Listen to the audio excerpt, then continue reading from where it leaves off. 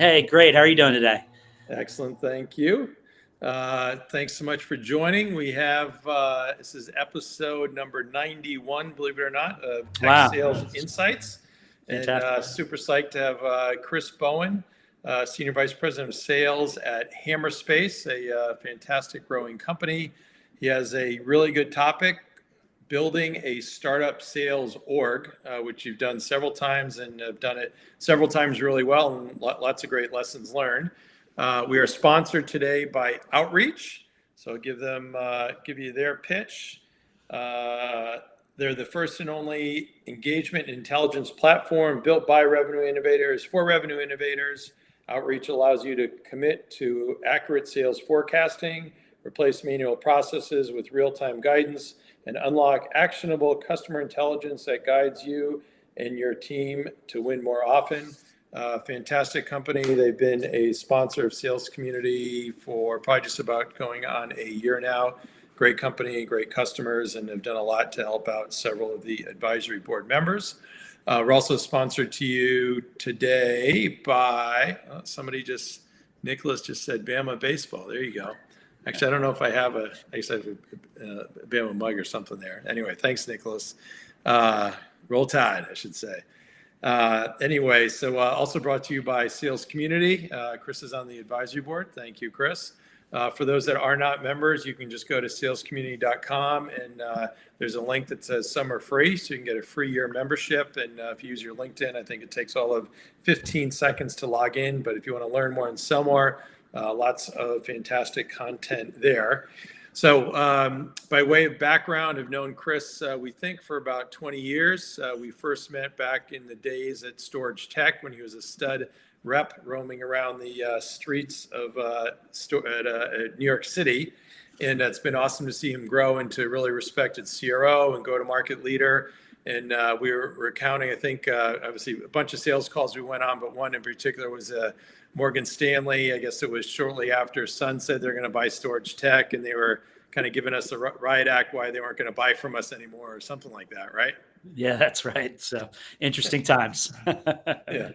And he's a proud father of 3 teenagers. One just going off to college, is also a golfer, lives in Fairhaven, New Jersey, and most importantly, a great husband and father. So if we jump right into it, maybe I always find it interesting to talk about what your first job was, which I believe tech systems, and then maybe briefly tell us more about the rest of your great career.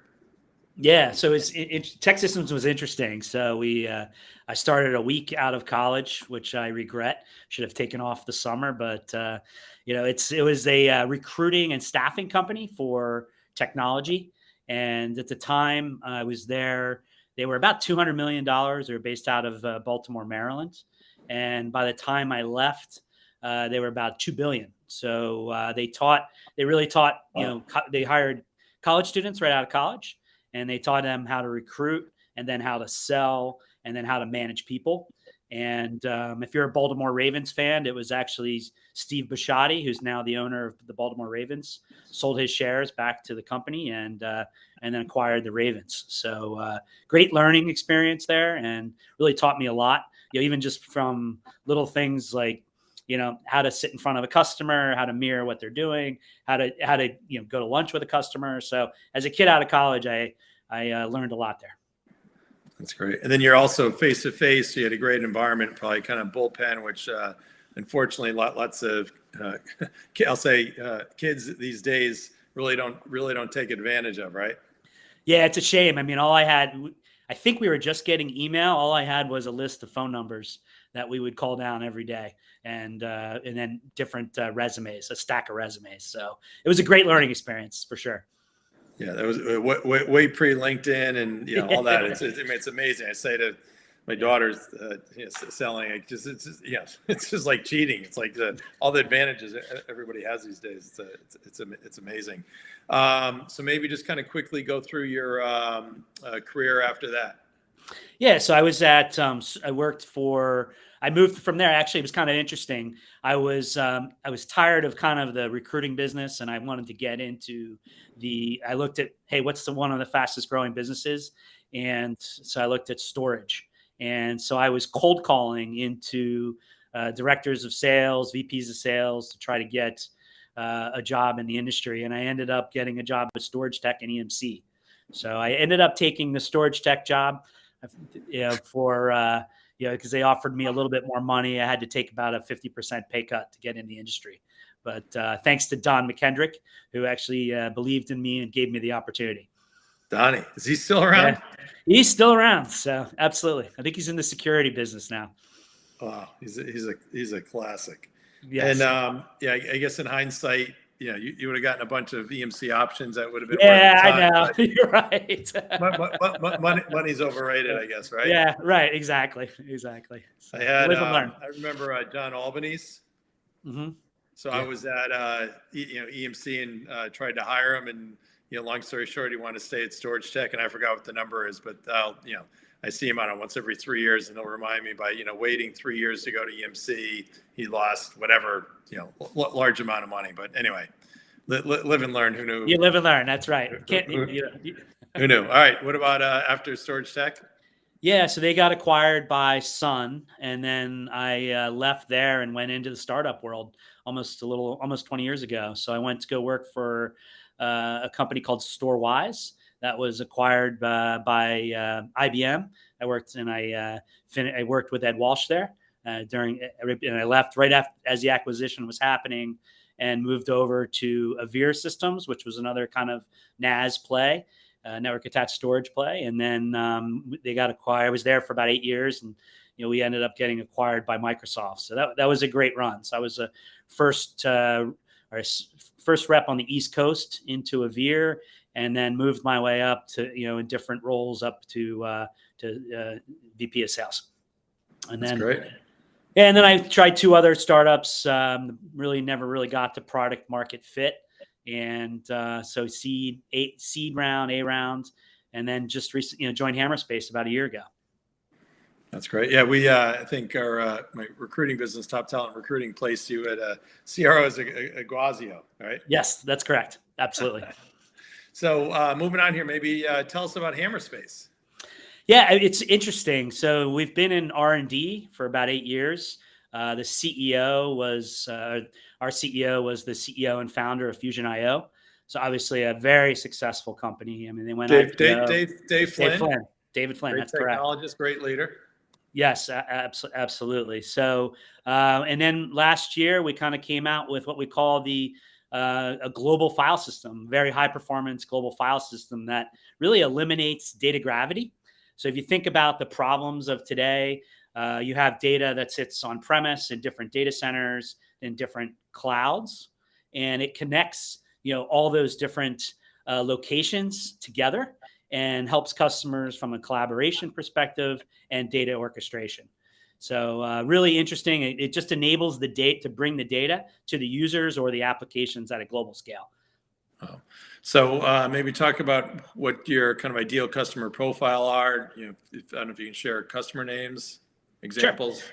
Yeah. So we our ideal customer profile, obviously someone who's file driven, someone that might have multiple types of storage, might do hybrid cloud or multiple clouds, and then ultimately someone who is trying to share data across different locations or applications globally. And some of those are like media and entertainment, life sciences, finance, technology companies, software development. I mean, we're really installed across 14 different industries, but we are going to market on a more vertical approach. Awesome. And then what kind of decision maker level do you sell to? Yes, we're at the CTO, director of infrastructure, or we might even be talking to someone who's responsible for specific applications. Oh, that's great. And on the investment side, in terms of your investors and all that, any of that you can share with us? Yeah, I mean, we are a seed round, so it's a bunch of different investors, Eyal from Mellanox, Pier 88, and even actually Kathy Wood from ARC Investments is also an investor in us. That's great. So if you are talking to a recruit, what would you say? And I assume you'd highlight some things about the culture. Yeah, so this is a really interesting, a lot of smart people here for one. I've worked for a couple other good companies in the past, but this is a very smart team, and I would say to recruit is one, we solved the holy grail of storage. How many times have you gone into a customer and they said, what if it'd be great if you could do this? So we've been hiring folks that have been selling to customers and listening to customers ask this question.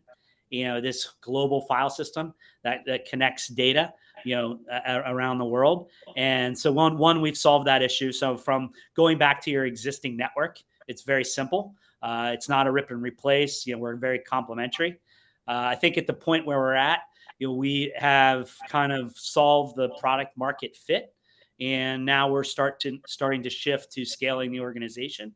And we have a lot of good technology partners, which I'm so close to announcing, but unfortunately I can't announce it on this call. But anywhere from an application, a really large application company, to multiple storage companies, where now you have the ability to walk in with some of the larger vendors, and obviously that increases the credibility out to our prospects and customer base. And then awesome. Finally, this is a fun, very high performance kind of company. And we're very open, and I think we do a really good job of communicating and making sure everyone's involved in the direction we're headed. And they have you as a great sales leader. Well, thank you. I appreciate that. And also probably some shout outs, Tony Asaro, who I've known for a lot of years, and then Molly, who I recently met on the marketing side. So it looks like you're surrounded by a great team, and I assume there's lots of great engineering smarts buried away. Very smart people there, for sure. That's great. So your title topic is building a startup sales org. So kind of what do you think about with that? Yeah, it was interesting. I mean, a lot of startups start in the world where it's, they're selling their technology. And when, I started here about a year ago, we came in and kind of said, let's look at develop a kind of go-to-market plan. Where do we want to, focus on? Let's take a vertical approach. Let's go be very successful in a couple verticals rather than going very broad. So one of the areas we looked at was media and entertainment and gaming. At the time, we actually had 2 media and entertainment customers and 1 very large gaming customer. So that kind of gave us a direction on our go-to-market, that we wanted to pick the media, entertainment, and gaming verticals. That's great. So you pick a vertical, you have a good niche, you got use cases, and then you can get brand awareness from there, kind of folding over across other verticals. Yeah. So one of the things, and I'll take a step back, is we went and hired folks so that had experience and a very very strong network in media and entertainment. And so they could go to their customer base. We had to build content. We had customers that were willing to talk about us publicly. And so that's been very successful. I mean, we went from a year ago, we went from just a couple media and entertainment opportunities, and we just are over 100 media and entertainment opportunities last week. So it's exciting to see the growth and the potential of where we're going to be heading into 2023.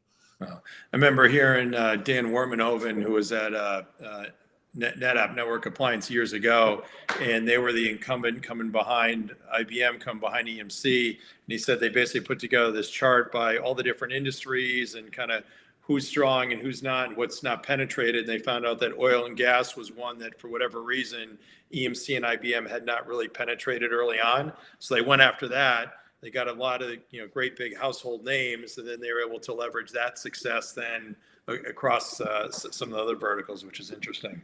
So with thinking about a startup sales org, how do you qualify? You talked about before, product market fit, but as you're going in to look at a company, kind of how do you figure that out, right? Because you can talk about sales and marketing and partners, alliances, everything else, but if you don't have that product market fit, you don't have to worry about the other dominoes, right? Yeah, no, absolutely. So I think the easiest one for us from a product market fit is, do you have multiple sites? Where are you at on your journey to cloud? Do you have multiple types of storage or tiers of storage? And so if you have, and are you trying to share, do you have a workflow that you're trying to share across multiple sites? if they answer two of those questions, Yeah. that's potentially a very good fit for Hammerspace. Gotcha. And then on the other side of that, how did you evaluate, if you could say, as you look at different companies and use Hammerspace or any of them as an example to say, okay, do they have product market fit or not? Because you mentioned you had a couple that did not. So in hindsight, could you have done something different or better there? And did you do that then as you're looking at, say, a Hammerspace? I apologize. So the companies, as you're looking to go work for a company, evaluating their product market fit or not. Yeah, no, that's as when you're looking, I've been working a lot in the A and seed rounds, and you really have to kind of get to, kind of meet with the founders, try to understand, kind of where they see the product today, and can they clearly explain, what the value the product provides to a customer. And then, one thing I've learned along the way too is you really have to talk to some of their end users and understand how the end user sees the value of the product. So it's sometimes, you learn the hard way. That was another kind of life lesson that I've learned. Yeah, definitely. And then certainly keys to starting up a sales org is actually picking the right sales folks in the profile. How do you do that? Yeah, I mean, it's interesting. I mean, a lot of times, you have to find someone that worked with a startup in the past, and I would call that kind of a builder mentality. And then as I was looking at go to market, do they have that specific go to market? Do they have that experience in media and entertainment? And then so they have network, they have builder mentality. Can they sell a vision? In a lot of cases, the product is not complete at this stage. And so they have to be able to go into a customer and sell kind of the vision of where the product will be over the next 6 to 12 months. That's great. And then do you have any kind of recipe for kind of a fast start plan? Because obviously you want to know early, cut your losses if somebody's not going to perform. Yeah, I mean, 6 to 12 months, you start to understand that. I think as long as we have a good product market fit, you start to see that 6 to 12 months. Can the person sell the vision? Can the person adapt? And, can they build a good pipeline? And we have a kind of a pipeline formula today that we use when someone hits their 12-month stage. And then how important is partners and alliances?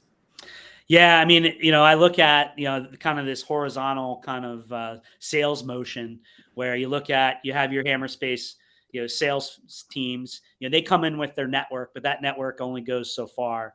So, and then you have to work with marketing on developing, kind of content enablement and lead generation.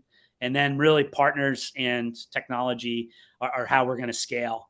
And I mean, I've been really impressed with what we've done here from a partner standpoint. And we're less than a year into most of our sales team started in December, January timeframe, and we've already have 50 partners signed and trained. And we're talking some of the large, billion-dollar partners that are involved as well. So very important process there. And with those partners to get them going, how important is it, for lack of better words, sales calls drives everything, to do, joint sales calls with them as opposed to just kind of Zoom or whiteboard training? Yeah, I mean, again, we've taken this vertical approach, even from a marketing and partner standpoint. So we're telling partners, hey, in the media and entertainment space, here are the 3 categories where we fit.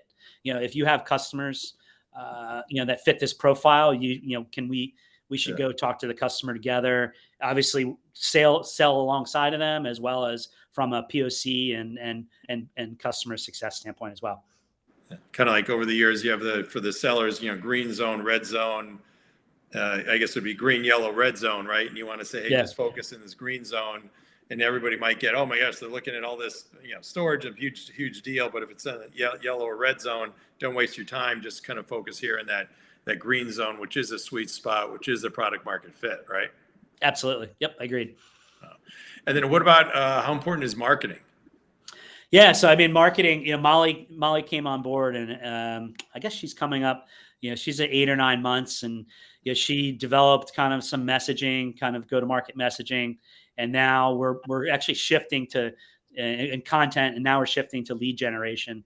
Our goal is to have all this in place as we move into 2023, so we can really start to scale and have a lot of processes in place. Gotcha. So as a new sales leader in an up and coming, I'll say sales org, you mentioned some of the good things of marketing, but kind of what have you seen in your past that would be the kind of, I'll say, the bad stuff or the stupid stuff, or kind of where money gets wasted? Yeah. I mean, I don't think, if you don't have a clear message, on what we do, what the product does and how we're helping customers. I've seen sometimes it's maybe too technically focused, especially at an early stage where you're just, a lot of founders kind of like to tout the technology versus the problems it solves. The customers, the customers are stupid, right? Right. Exactly. So I'll stop there. And it's important as well. In these examples, we don't need to focus on Hammerspace. Easier you can say generically, from the past. But a lot of times I'll see some CEOs that are those technical founders, super smart, and then the numbers that they set with the board aren't happening. Then the CRO gets thrown under the bus, as opposed to the board properly understanding product market fit and where they're at and what's going on. And it might be, it's always easy to say, oh, it's the fault of sales, but more times than not, in some of those situations, it's product market fit, and it's kind of an engineering product issue, right? Yeah, it's funny. Ed Walsh kind of told me that a long time ago, almost, 18 years ago. He said, it's usually not sales. It usually has something to do with the product. It doesn't work, or there's not a market fit. So I've been fortunate enough not have to deal with that too often. So, which is good. There you go. That's pretty good coming from a guy that spent a lot of time at IBM. That's why he did so well. And he's also on our a few times, so he's on the advisory board as well, doing a great job. So I think the pillars were sales, partnering, technology, marketing. Was there anything else? Yeah, just from an ecosystem. So you think about technology partners as a startup. The fastest way to scale is obviously partners. Second fastest way to scale is with technology partners. So as I mentioned, we have some, you kind of work with the cloud providers. So or storage manufacturers or application providers. And I think as you start to evolve as a startup, if you can hitch your wagon to one or a couple of them, I think they can really help you accelerate sales. And then you also have the ability to access their partner network. And that's really, I think, where we're headed with Hammerspace right now. We've done a great job of building the ecosystem. And again, we're kind of setting things up for 2023. Oh, and how do you pick where you spend your time? Yeah, it's, I'm always, you're always fighting fires. I think at a high level, I'm always looking at, where the deals for the quarter are. We have a top 10 deal list that I tend to focus on. Most of them are the bigger deals for the quarter. I keep an eye on, obviously, for next quarter and where we are for the year. And then a lot of it's with the sales folks, enablement, and then really how do I drive partners and technology. We don't really have someone that's dedicated to building the technology partners. So it's a combination of Tony and I focused on that. So I just try, but at the end of the day, I try to keep my eye on the current quarter.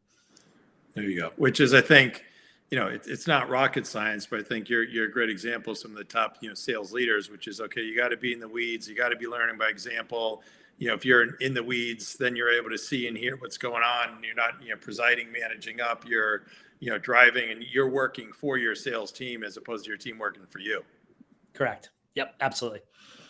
And then what about the importance of, I'll say, sales comp design in terms of making sure that you're, obviously, compensation drives behavior, and sometimes you've probably seen in the past where it's done well or it's done poorly. Yeah, I mean, I think it's important to have the proper discussion with the founders and the CFO. People are taking a risk coming to a startup. They should, and if they come here and are successful, they should be compensated, because this is, we're in customer acquisition mode, and if they can go out and get X number of customers, they deserve to be compensated well. So obviously, accelerations are huge. And, also I think you got to have a bridge, when someone starts. So, those are kind of the couple key areas I focus on. Great. We have a question from Tim Honan. So as a reminder, anybody watching along, I guess watching or listening, feel free to post any comments or any questions. You can see us. We can't see you, so feel free. So from Tim, we have, being in the early years, are you strictly looking for sales members with an established network in the media space? Are there entry roles at Hammerspace for early college grads with only early success selling in the tech space? Yeah, unfortunately, in a startup world, every hire is critical. And if you look at our kind of sales organization at Hammerspace, most people have probably been in the industry for 20 years. I would suggest you probably look at bigger organizations to learn. Here, we're hiring people that essentially are hired guns, that we need to come in and be immediately successful and bring a network of business with them. What about don't you have, do you have an SDR group? We do have an SDR group. Absolutely, good point, Randy. So we are building out the SDR group. Right now, we currently outsource that, but we're starting to build an internal organization as we head into the fall. So Tim, you should shoot me a LinkedIn, and I'd love to connect with you and kind of help you. Yeah, especially it sounds like he has some early sales success, so that could be of interest for sure. So thanks. Right, he'll end up being our best SDR over time. There you go. I'm going to have to thank you. It all started here. Right. It all started here. Exactly. All right. So hopefully he's already sent you the note. We'll right. See. All right. So Tim, report back before we're done with this, saying that you've already sent him the note, please. Not to put you on the spot totally, but so what about kind of going from the kind of smaller companies with some of these acquisitions must have been interesting. So like Avir to Microsoft, how was that? Yeah, that's interesting. And it's just a completely different. You're involved in a lot of different conversations about product and market direction, and then you're from a sales perspective, and then you get into Microsoft, and it was just a very large organization for me. And I think if you look at I've spent 20 years probably mostly startups. I didn't last there very long, but it's a great company and a lot of great people there, and a lot of the folks from Avir are actually still at Microsoft and have very important roles.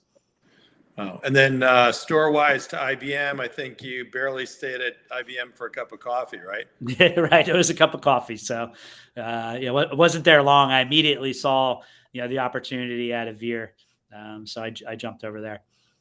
Wow, that's great. Any things, I guess, with your time at Microsoft, any positives that you took away that you're kind of using now in your kind of tool chest?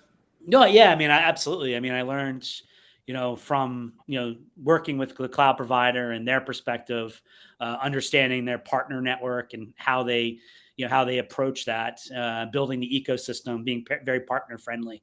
Absolutely. I think that was, something I learned there. Great.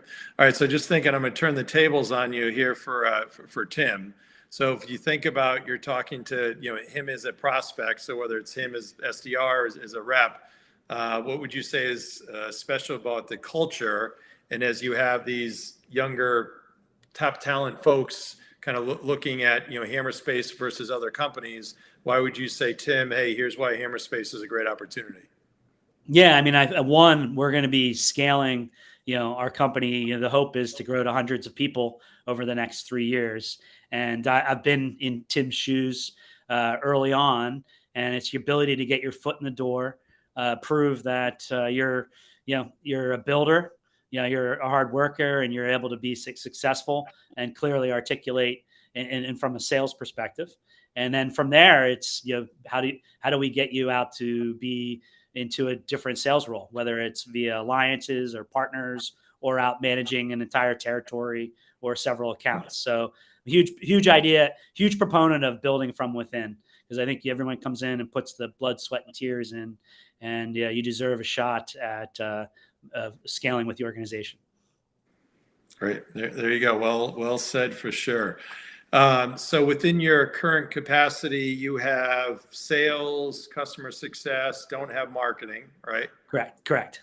So I assume that you and Molly have a great relationship, and it's not one of those things where, not that you're going to say anything different on air, but yeah, I mean, a lot of times you have the sales Right. leaders say, geez, marketing's spending their money on stupid stuff. It seems like you guys are aligned well. Yeah, no, absolutely. I mean, as she came on board, we did focus on high level messaging. As we were evolving on what problems we solve, and now we're starting to do some account based.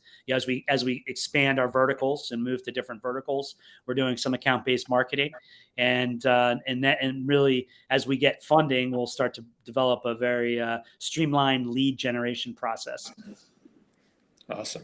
And then talk maybe a little bit about kind of what your customer success group is. Yeah, so today it's our organization. We're not really in that renewal stage yet. I mean, we have maybe tens of renewals, so we're able to manage them pretty good. Most of it's more on the implementation to make sure that we're getting customers that have gone through the POC stage, getting them implemented into production, and then make sure they're happy. So that's something that will also start to grow as we move into early 2023. That's great. What about the importance of value selling in terms of kind of what you and your sales team does? And if you're in the elevator with the CFO and you have kind of 15 seconds, what are you going to say? Yeah, I mean, we're going to really talk about, hey, do you have problems of data gravity? Are you trying to share applications globally and to accelerate your business or time to market? And that's really kind of what Hammerspace does. I mean, we've seen many of our customers kind of reduce time to market, enable them to go out and get further investments, enable them to go out and win more projects, based on or actually even shorten time to solve some of the world's problems that we have, health problems that we have today. Oh, that's awesome. So kind of value selling is something that's kind of vital to what Hammerspace does and how you do it. Yeah, it's not about the technology. It's about the problems and the use cases that we're solving for. And do you have any kind of tools that you use, or you just kind of have it in your kind of messaging that people are trained at being more veterans to be able to do that? Yeah, we're developed a lot of internal and partner and technology partner training. We've developed some internal content around how to sell Hammerspace, and it's really about enablement. It's a lot what we talk about. We spend time on a weekly basis, talking about how we're solving specific customers' problems, and we're diving into that. Oh. What about you've worked with and for some great folks. What about some sales leaders that you respect, and why? Yeah, so I guess one is my dad. So he has a long history of sales. So I learned a lot from him in the early days. He probably taught me the importance of hard work. We talked about SDK or Don McKendrick, Randy. I mean, I learned a lot from you. You've been a great role model for me. You showed me how to build networks and relationships across a broad set of companies. And I think this community, you got to show that. Kevin O'Keefe is a guy I use as a sounding board. Sales Path Plus plug there, Randy. Sorry, but that's great. No, it's all good. Love Kevin. Yes, new company starting off. We're just starting to use it, so check it out. Yeah, Kevin's a guy. And then we talked about Ed Walsh and John Ash in the startup world, and then Avir. I owe a lot to those guys, so like Ron Bianchini, John Dean, and Mike McMahon. So sorry if I missed anybody, but that's just kind of off the top of my head. No, that's awesome for sure. What about sales tools that you use? And it's been amazing, right? You think back 10 years ago, we had, Salesforce and LinkedIn was a big deal. Now there's, kind of hundreds or thousands. Yeah, I wish I had more budget for this right now as where we are from a startup perspective. But, I look at there's a lot of great tools on the market. So, I mean, we were just kind of give you an idea where we are. We're just moving from HubSpot to Salesforce. We've also added Sales Path Plus, which is what I mentioned with Kevin. And really, that's kind of a real-time kind of sales process. If you remember back in the day where we would go in and like, hey, how are we going to put this sales plan in place? And we put it on a whiteboard, and then we walk away, and we might take a picture of it now. But this is what Sales Path Plus does for you. And then we're using Sendosa And then there's a So couple other. Sendoso's for gifting. Yes, for gifting. Yep. And then we're just starting off Sales That Scales, which is an email outreach. As a startup, it's really important. It's hard to just cold call into customers because they're not in their offices. So how do we get the proper value messaging in front of these customers? So email and social media have become probably more important since COVID.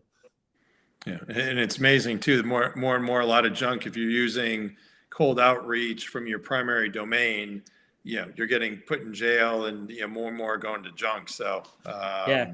I even heard today or a couple of weeks ago, if you put a link in your email, it gets sent to junk for a lot of companies. So yeah, I've heard Sales That Scales does a great job with that. So yeah, I'm excited to start with them starting next week. Check it out. And then we have actually our sponsor Outreach. So I think you've never actually used it, but I think you've been on some webinars that we've hosted with them, right?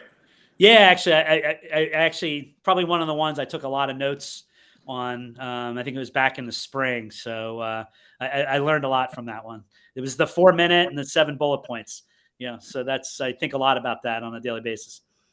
Oh, that's great. What about any mentors that you've had, kind of in advice that you've received? Yeah, I mean, it's really about building relationships. I mean, at the end of the day, whether it's relationships internally, and I think it's or externally with customers, those last a lifetime. Whether it's this company or 10 years from now, Randy, you and I haven't worked together in many years, but we always find ways to keep in touch. Communication, I think, is another important. To let people know where they stand and what your thoughts are. And so those are, and then also just keep building your network and keep learning. I mean, since this is something I'm always on, always looking at sales community and different products that come out, so you can learn and might be able to either take their product or just take a variation of it. Great. So here I'm going to put you on the spot. What would be any advice that you would give to your younger self? Jeez. I've taken a lot of chances. So, in the startup world sometimes I probably should have stayed a little longer. Like I probably should have stayed a little longer at Azure and let their stock price continue to climb like it did after I left. But, I'm always hungry to be in the middle of the startup world. It's just something I like because there's a lot of different components to what I do every day. Yeah, it's always hard, right? Because you say that grass may or may not be right. always greener on the other side, right? Yeah, and I've had a couple good ones, so so which is you want more of that. Awesome. All right. Anybody that is listening in, if you want to chime in with any other questions or comments, feel free. We have a few more minutes left here. So what advice would you give yourself now as a CRO, different from maybe if you go back, kind of a few companies ago, from mistakes that you've made there? Yeah, I think it was probably more as I was onboarding with some of these companies, is just to have be more direct and ask some harder questions, as I was during the interview process. So definitely, it's customers. Where do you see the company going? I think you should talk about compensation, well before you come on board. Yeah, definitely vital there. So with Hammerspace, are there any kind of big ass goals? Yeah, I mean, I think we're going to continue to double and triple. I mean, we're up over 50 customers today, and I think our goal is to hit 100 plus customers by the end of the year. And we're actually in the we have some key applications with a lot of our customers, or critical applications where a lot of our customers are using Hammerspace today.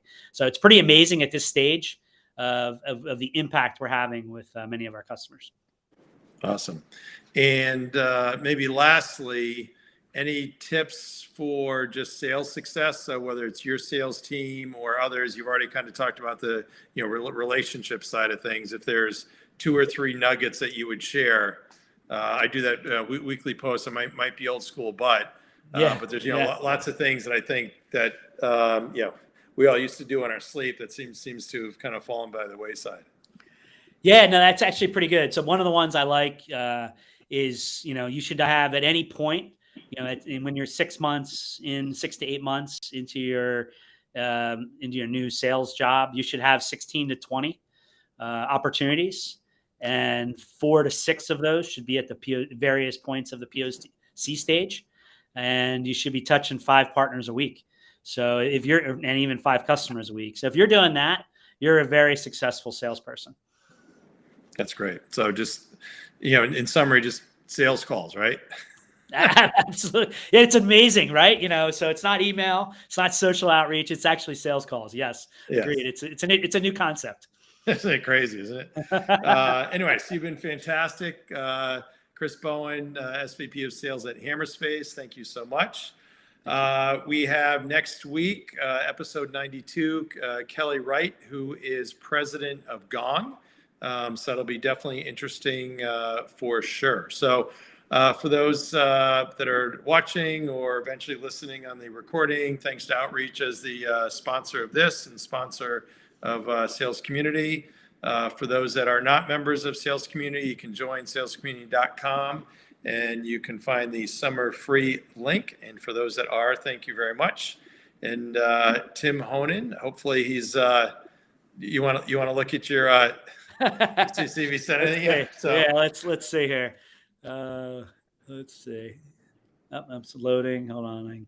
Let's see, Tim. Yeah. No, I don't see it yet. Tim. Okay. He must have been in between. He must have been in between interviews or something. Yes, so.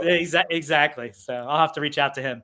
There you go. And Tucker, we got working behind the scenes here. So as always, thanks, Tucker. So, all right, everybody, have a great rest of week, and thanks for watching.